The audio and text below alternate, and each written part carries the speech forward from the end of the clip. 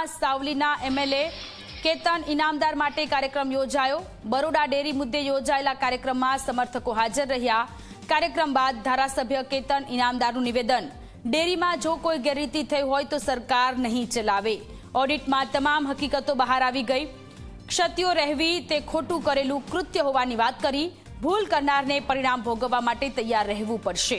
આગામી સમયમાં બરોડા ડેરીમાં ભાજપનું બોર્ડ બનશે।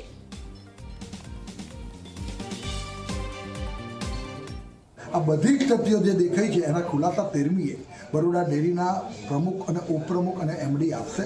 હું વિશ્વાસ રાખું છું કે ક્ષતિ ના રહે અને કદાચ પુરાવા એ લોકો વ્યવસ્થિત આપે, પણ હું માનું છું ત્યાં સુધી જો કોઈ પ્રકારની ગંભીર ભૂલો કરી હશે તો એનું પરિણામ ભોગવવાની તૈયારી રાખે। અને પરિણામ તો આપણે સૌને ખબર છે।